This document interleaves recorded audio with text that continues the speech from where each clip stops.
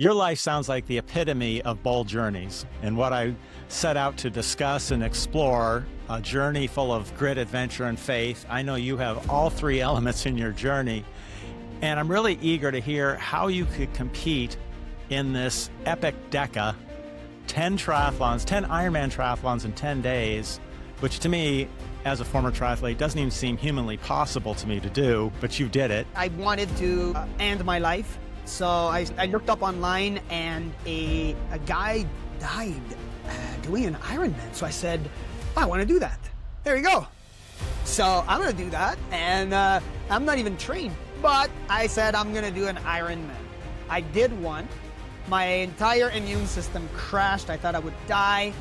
Got in the next day in my car, drove home. I was angry when I finished my first Ironman because, again, I was still alive. And it's not until I reached the epic Deca, like after the epic Deca, that people started reaching out to me and saying, you understand what just happened? Like, how did you do that?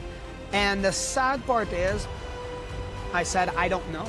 I have no idea. For me, it was natural, but it's because I've learned all of these steps on how to achieve it.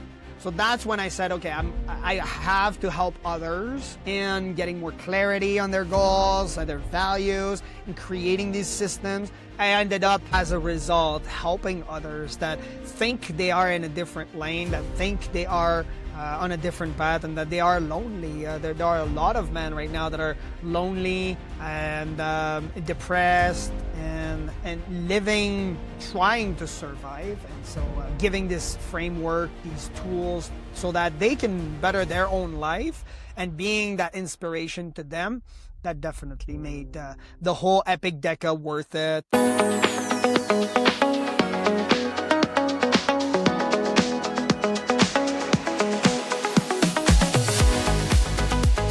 JD, your life to me, when I read about it, watched some of your other podcasts that you've done, interviews, your life sounds like the epitome of bold journeys. And what I set out to discuss and explore, a journey full of grit, adventure, and faith. I know you have all three elements in your journey.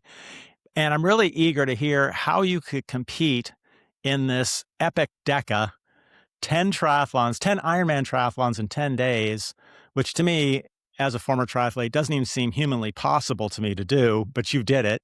So I want to dive into that. But I also think there's so much more to your story. How you got to that point in the first place is fascinating. How you completed the event, and then what you have done since then, and kind of how it, I think, transformed the mission of your life, the journey of your life, and what you're doing today. So that's what I really would love to explore. And I always like to start by going back to the roots.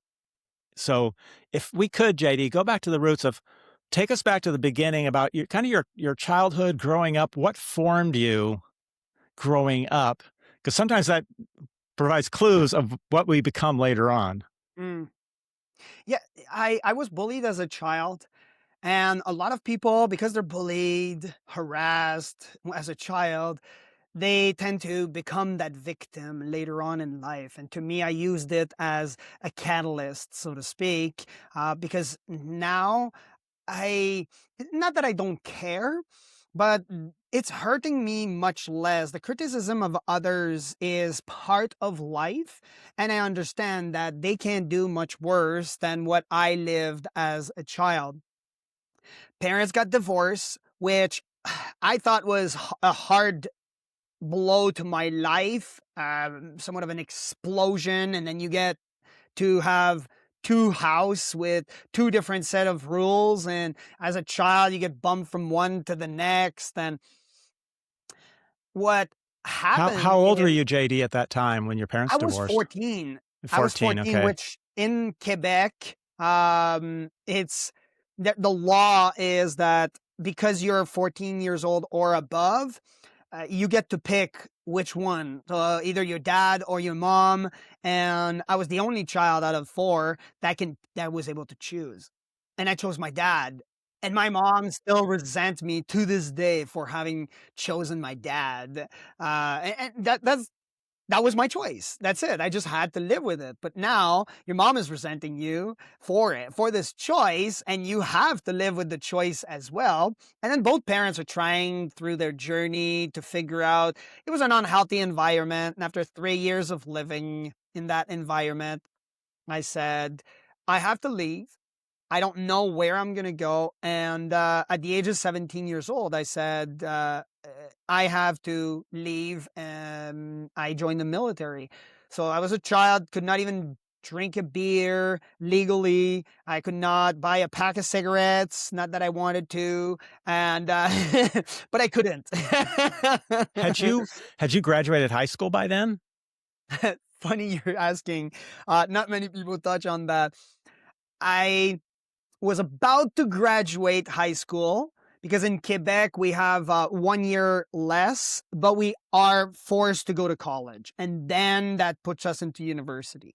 So because we have that 1 year that is less than all the other provinces, don't do grade 12, we do a grade 11, and then we are forced to go do a minimum of 2 years in college.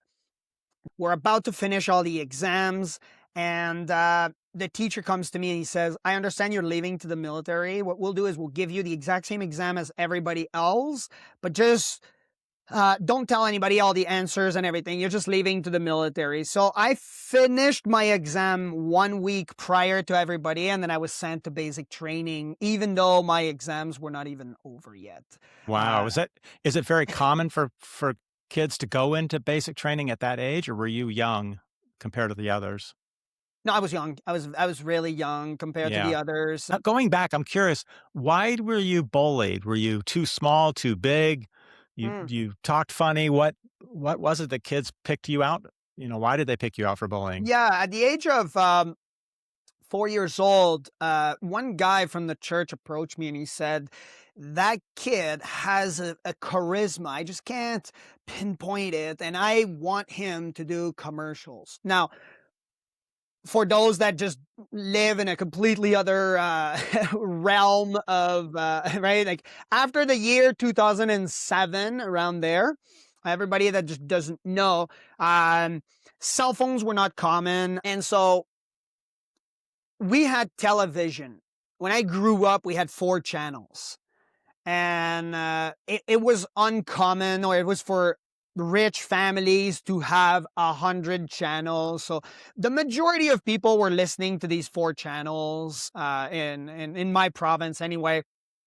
And what happened is one of those channels, which is called Radio Canada, the guy worked for them and was doing commercials and building them for companies around the city, or around all of the cities that were around my town. He reached out to my parents and said, can your child do some child acting? And my parents loved it. So I started making money from a young age.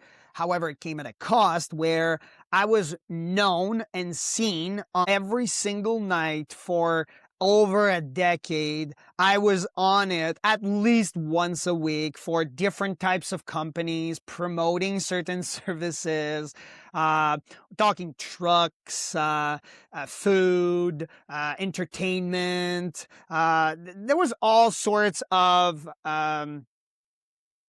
activities. There was a plethora that I was, again, promoting. Yeah.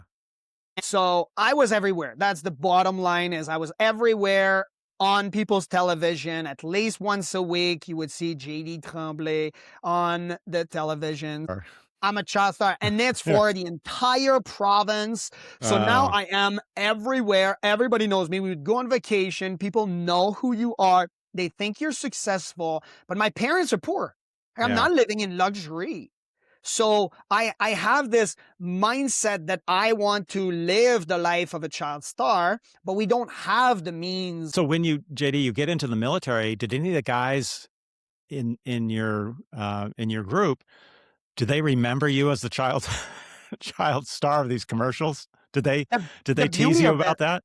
Yeah, the beauty of it is that when you join the military, you're outside of, again, the framework of Quebec.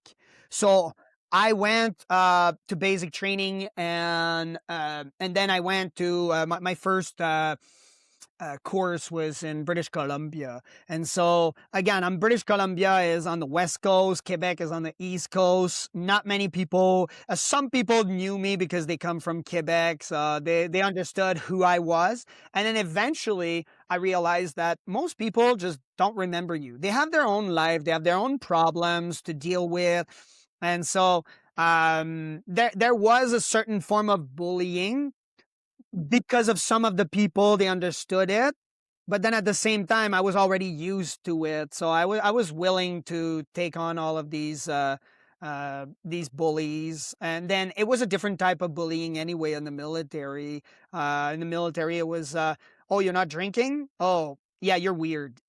Or you're not smoking, oh, you're Yeah. weird. You're like, well, this is unhealthy. Like, why would you bully me for being unhealthy? And Yeah. Yeah. somehow, right? I had this, at least this cope out where I said, well, I'm underage. So I'm underage. I can't drink. I can't smoke. So that's why I'm not doing this. But even then, yeah, it was a different type of, or you're French. There was a lot of it, yeah, because I came in with a strong French accent. I grew up in a French environment, Quebec, and northern part of Quebec. Even today, most people speak only French, and it's a bastardized French from France. We're talking lumberjacks that came from France, came in, and then populated the area of Quebec. So it's a bastardized French, and now I'm coming in with this strong Georges Saint-Pierre accent. J'ai dit Tremblay. Well, that's why, as funny as it is, I changed my name to JD, right? Or unofficially, obviously. But that's because people would, again, bully me based on what your name is, right? What was Well, your full name? Given it's name? Jean David, which is Jean Jean David. David Tremblay, which again is quite romantic, right? Very, very. Jean David. Jean David Tremblay, right? But some people would say, well, it's Jean, or they'd call you a female, or they'd laugh at you. And again, that might have been with good intention, or because they wanted Yeah. to laugh with me. I wasn't laughing because, well, that's the name my parents gave me. That's my name. JD. Let's jump forward. So from military, you were in for a couple of years, and then did you have to go Yeah. to college after that, or was it mandatory Yeah, to I go to went for a college? decade, and yeah, I went for a decade in the military. After it was 11 years and some change, I left the military. And then, funny you mentioned, because I tried joining university, and you can't join university because, well, I studied and I only have my 11th grade. Now it's secondaire 5, so it seems as though you're receiving your grade 12, but they did not accept me directly into university. So I went to college as a construction engineer technician. My goal was I wanted to build houses for poor people, and that was my calling. I thought, well, this is what God is calling me to do, and so I did go to college, finish number one in all of my cohort in the school. So I'm very blessed at it. But even then, I thought, I'm not in the right position. I thought that I was supposed to build those houses. And I said, oh, God made a mistake in I'm in the thousands wrong of field. years. Oh, in thousands of years, God made a mistake. That's what I thought. And God did not make a mistake, by the way. I just want to point that out. No, God Uh, often has different plans for us than what we think. I thought I would go right out of the military, schooling, build houses. No, turns out that I use this number one in school in terms of grades, went straight to university, one of the top university, and I joined a cohort called integrated engineering. So it was all field of engineering, and in your final year, you get to specialize into whatever field. By the time I reached the final year of that degree,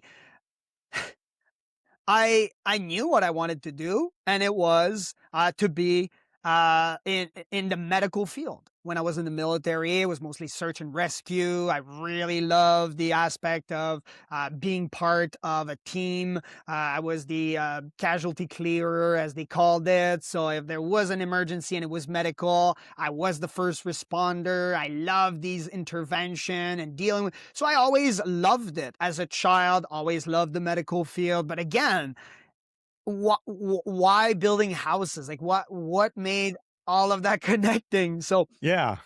go through the final year, graduate in integrated engineering with a specialization in biomedical, and then I get to it was difficult, definitely, and that was a lot of my struggle. There were other struggles like the divorce and all of this, and your childhood, and really trying to reconcile everything. And what the world hadn't told me was, instead of saying this is the new chapter in your life, sever it from you and forget about your past. That's what I was doing by being a civilian. I'm now a civilian. My boots are given back and I'm alive. I am now a first name basis, so no last name like the military. There's no more ranking system, and you are not a number anymore. Instead of doing that, which hurt me for a lot of years, I should have understood that I was in the military.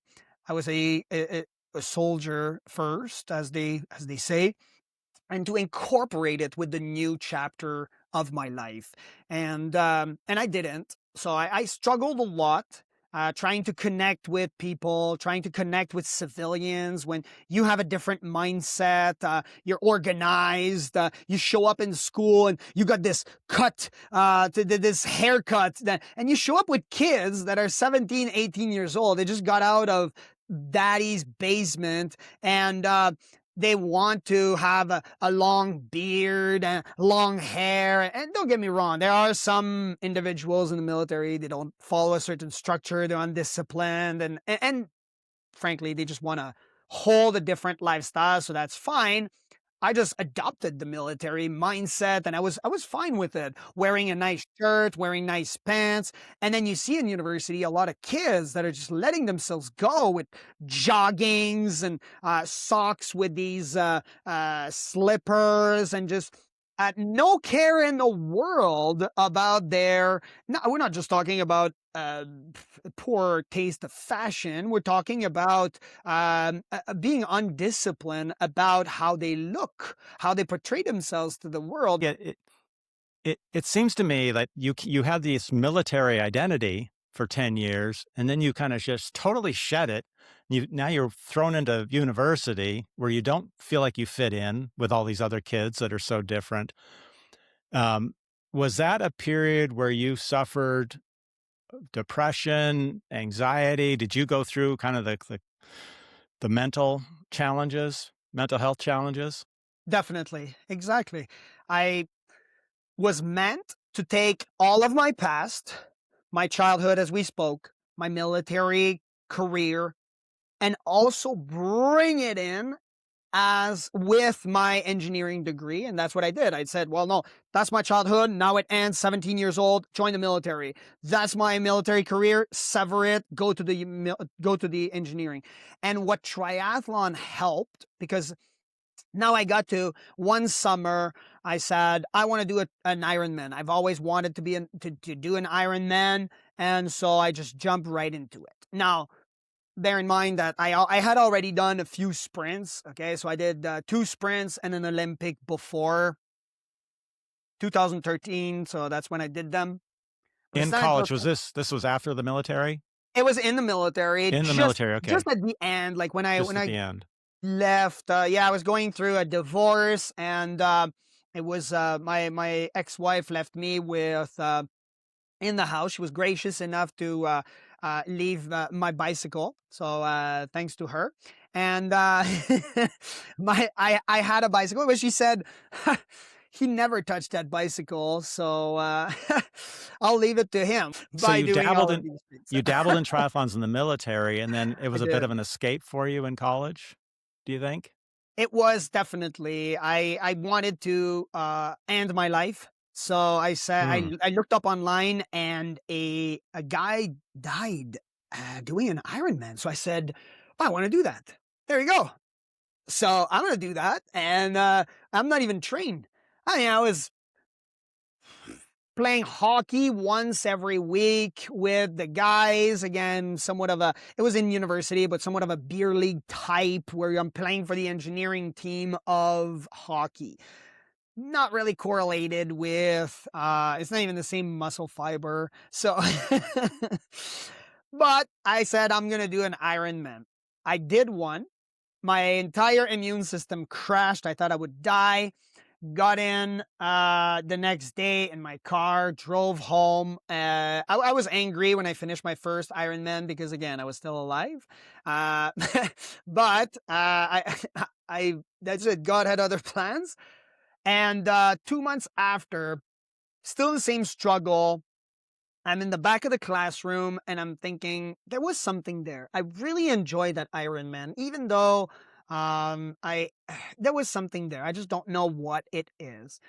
And I registered for another Ironman. Went to see the professor at the end of the class, and I said, "Can I have all the homework for the whole weekend and the next week because I'm going to do an Ironman this weekend and I want to make sure that I'm doing all the work." And she said, "Oh, when did you register for the Ironman?" I said, "Well, when I was in the back of the classroom, I just registered for one. That's it." And she said, "Okay, but you're not even trained for it?" I said, "No, no, no. I just finished one like in August, and now we're in October, and I'm going to finish another one. That's it."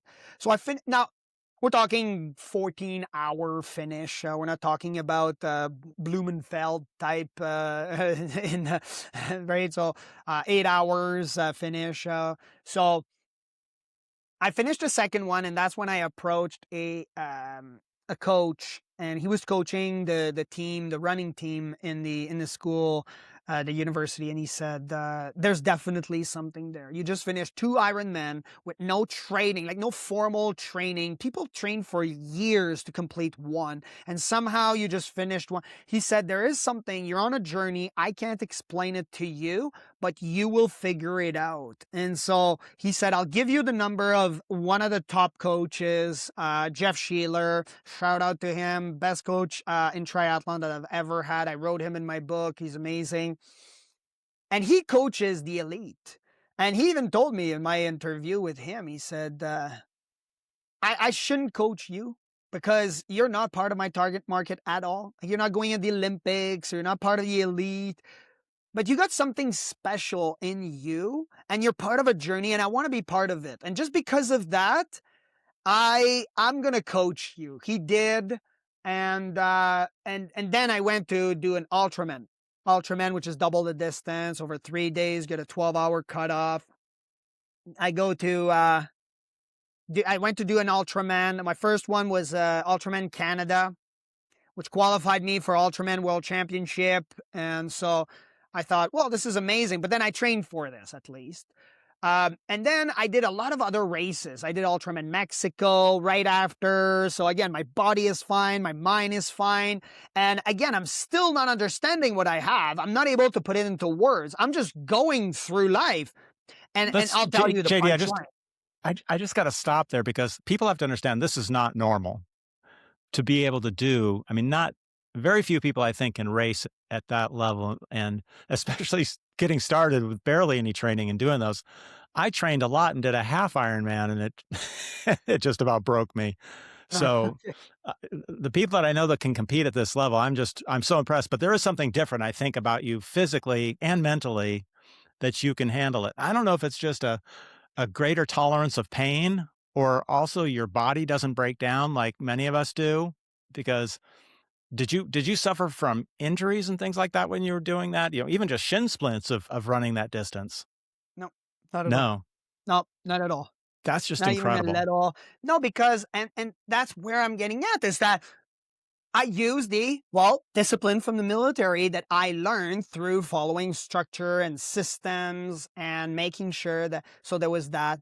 I understood that I needed to learn about nutrition because nutrition played a huge factor. Definitely, you touched on mindset. Well, I was bullied as a child. Instead of using it as, well, I'm a victim, poor me, instead, I use it as a catalyst where either you can use it in a negative way or in a positive way, where you're either saying sometimes in your mind, I'm going to show them. And you can also use it as a positive where maybe some of these people will see later on in life the damage that they could have caused, but that I used it to as a catalyst to become a better person. And so, not to say that again they were a part of my success, but I But used it that way. well, you did. And JD, I think you were able to, without even maybe thinking about it, you were rewiring your brain so that it didn't keep telling yourself the negative things. You could have believed what they were saying, and that becomes your victim voice. But instead, you wired your brain to use it to your own victory, right? And not listen to those negative voices. Now, maybe during your depression, you were starting to lean that way, but did you find the more you were racing, were you getting not just physically healthier, but a lot more mentally healthy as well? Was that improving? Definitely. By doing all of these races, I was meeting a different community. My That's why at the Hungry Warrior Academy we use 4 foundation steps, which is eternal restoration. E for epic, right? It's epic, right? E is for eternal restoration. P is for physical temple. I is identity, and C is community. And so all 4 of them were now becoming a part of who I was and really reinforcing the mindset as to what I needed to do. So my mindset was getting much better, definitely. But I just had to understand that instead of just, again, severing everything, I was now putting everything together. And it's not until I reached the epic Deca, like after the epic Deca, that people started reaching out to me and saying, do you understand what just happened? Like, how did you do that? And the sad part is, I said, I don't know. I have no idea. For me, it was natural, but it's because I've learned all of these steps on how to achieve it. So that's when I said, okay, I have to help others in getting more clarity on their goals, and their values, in creating these systems. That's when the book came out. It became a bestseller in French, English, and Spanish. It's in 5 different languages right now. And so it became this form of a tool that people were able to now use to better advance their life for their goal, whatever they want to achieve, which again is not a necessarily focused on triathlon or just for athlete. It's more of a tools that I've learned over the years that can help other people while still learning about how I use these tools through the story of the epic Deca in the book. And that's why I wrote the book. Well, jumping back to the epic Deca, what triggered you to even want to do this? I'd never even heard about this race until I started reaching out to you and talking about this. How did you find out about it? What led you? Was there a life event that said, I gotta try this incredible event? Yeah, I was in Mexico. I saw Michelle. Michelle was it was the only girl that registered for the epic Deca. And she said, I am registered for the epic Deca. I had just finished a couple of races. We're at the restaurant with her boyfriend, and she said, I'm the part of the epic Deca. That's the first time I heard about it. And she said, never happened in the history. It's happening next year in May. I'm not registered for it at all. And she said, all the registration is closed, and they only take in 10 people. But I heard about it. So I said, oh, wow, this is amazing. And I remember telling Michelle, I wish that I am at that level of competition one day. And she said, you will, JD, you will. There's no doubt in my mind. You have the body, the physique, you have the morphology, and you also have the mindset, and you are driven enough to complete that. There's nothing special about me. I just choose to live by these structures and systems. And that's her who told me that. And I said, yeah, that's very humbling of you, but I don't think I'm at that level. And that's what I thought. That was my limiting belief. Now, fast forward, now we're October, around there. November, Joe Jafe, one of the 10, gets hit by a car, can't walk, has to learn how to walk again, but he's a surgeon, New York, so he's making good money, and he can't race, but he only says it in February. So February or end of January. Yeah, end of January. He says, and the race is on his, in May that year. exactly. Yeah, I'm getting there. Yeah, exactly. Imagine the face of my coach when I told him.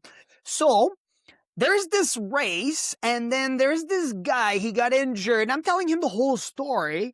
And I said, I asked him if I can buy his registration because he's injured, he can't race, and I can be one of the 10 to do an epic Deca. So first off, his first question was from Jeff. He said, okay, first off, what is an epic Deca? And second off, why would you add an extra? I was already registered in over 20 of those races, like half Ironman. I had the half Ironman World Championship in St. George. I had the Ultraman World Championship at the end of November. And I had all sorts of other races, like half Ironman and Ironman throughout the year. And so he said, there, I don't recommend it. If you want to do it, that's fine. I'll still coach you. But he said, you're not trained for that, JD. And there's no one in the world that can coach you for that. It's ridiculous. You're talking about, and he even said, how about next year? And I said, Jeff, it only happens that 1 year because it's for their 10-year anniversary. They usually do, it's from Rich Roll, right? And then he sold the company. 5 Ironman, 5 Island, 5 days. It's from Epic 5. And for their 10-year anniversary, they did the Deca, which is double the distance. So I said, how about we just do it? And he said, look, JD, you can do it if you want. It's your choice. I'll still coach you. Just understand one thing. One, I don't want you to get injured. But if you can't finish that race, it will, and even if you do, it will ruin all of your other races throughout the year. So just understand that when you're going through your process of even thinking about registering. That's it. That's all it is. And my coach was always, don't get injured and just understand the impact that it will have on other races. I do, as a coach, as Jeff, I do. But JD, do you? I registered. I did not have the money. I was $20,000 in debt. $15,000 was the registration cost in Canadian dollars. And plus, I needed to fly 4 people in my crew. I needed all of this. So I'll make a short story. I sold my house. And that's commitment. Right there. I don't recommend it to everyone. Okay. But this is my story. What did it take to get through 10 Ironman? And was it 10 consecutive days, like day after boom, boom, boom? Yeah. The only thing that wasn't consecutive were the island hop because there's 6 island, but there's 10 Right. Ironman in 10 days. But yes, it is 10 Ironman distances in 10 days on all 6 Hawaiian islands. So you're not hopping. getting a lot of, you're not getting a lot of sleep. Yeah, oh yeah. Like, there was one I got 45 minutes, and then we had to restart all over again. But again, the hotel was on the beach, so I had less than 45 minutes, and I got changed while they did their prayers because I'm a Christian. I can't be part of that prayer, so I said, I'm not going to be part of your prayer. I'll stay in my room. I'll get ready, which again gave me that sliver of time that I was able to sleep. But even when I showed up, they said you need to be at the start line for the commencement of that portion. And I showed up. The race started. Everybody started running and going to the water. And I remember that one. I just laid there and slept for at least like 5-10 minutes, just laying there, sleeping a little bit more. As long as I'm on the start line, that's fine. And then I have 24 hours to transfer island, pack up my gear, unpack it, ready for the next race, and finish 1 Ironman. That's 24 hours for all of this. And so to me, I understood that. I went back to sleep right on the beach. I was on the grass. I have a picture of that. And I'm just laying there. I wanted to vomit. Like that's I was not ready to swim 3.8 kilometer of swimming or 2.4 miles. I was not ready. And It's just so, yeah, so mental to be able to force yourself through that. What did you look like at the end? You must have lost a ton of weight because you can't put on, I mean, you can't consume enough calories, can you, to sustain yourself? yeah, definitely. Yeah, my watch or the Garmin Connect was telling me that I was spending roughly on average about 10,000 calories per day, which again is minimal because I would say that I'm spending much more because I'm going 24 hours a Yeah. day and not resting much. So yeah, definitely. I lost a lot of weight, and I was consuming. So I understood that by being vegan, my body would take in food and not retain it. And so I wanted to not have to digest, or that my body has to focus on digesting and racing. And so I was eating lots of fruits, vegetables. I had my team going to get me like smoothies, and that's pretty much what my. I had one meal a day that I was carrying, and it was oatmeal, and I was carrying certain types of supplements like a protein powder, a greens, certain flax seed, and other types of seeds to again give me some consistent food intake that was not related to just eating fruits, but that was my one meal. But I was not eating a steak or like other competitors would. Yeah. I just wanted to make sure that this was not much digestion had to be done so that I could just focus on the race. Yeah. There's so much more that I'd love to ask you about the race itself and just getting through it. What did you Okay, 2 questions. 1, did you race again that year? Because your coach thought you would just be spent. And 2, what did you walk away with that from that experience? What was kind of and it probably took you a little while to process, but what did you finally walk away with after enduring that? I did all of these other races that I said I would. You I did did. not perform as well as I thought I would, definitely. So I got my first DNF at Ultraman World Championship because I was completely done. It was at the end of the year in November, and my body was just broken down.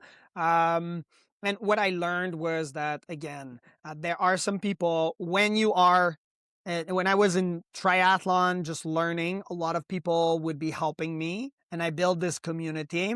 Once I reached their level, there was a lot of friction. But once you reach another level, everybody, the majority, okay, everybody wants to compete against you. There is no form of community, and the only people that will appreciate it are the people that understand they are in a completely different lane and that you are also, and want to merge and create these sense of community to be able to help others, which is there's not many people right now that are doing this, which I encourage people to do, uh, Is because that we need more communities that are helping one another to get to the next level. Was that your takeaway from this, that you wanted to form that community and kind of change your mission to help others? At first, I just wanted to survive. I just wanted to, uh, that was it. But eventually, it turned into helping others and inspiring others. I knew whether it was for me or for others that I wanted to be different. That's it. I just wanted to be different, so I picked a different race. I picked a different path. There was something there. I just wanted to make sure that I was living by being different.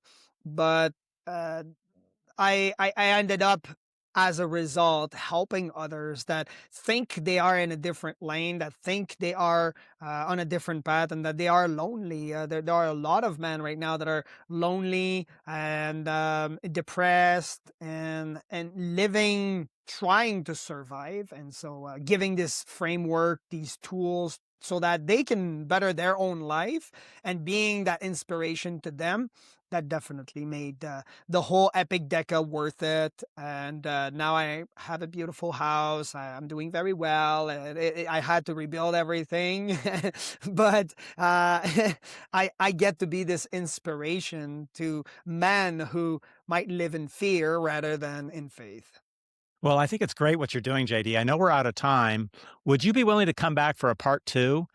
I would love to explore your book, Hungry Warriors, and really dive more into how you're translating this whole journey that you've described so far, kind of that first half of your life, and what you're doing in this next section of your life. That'd be great, Rob. Yeah, we'll look into it to make our schedule fit. That'd be great.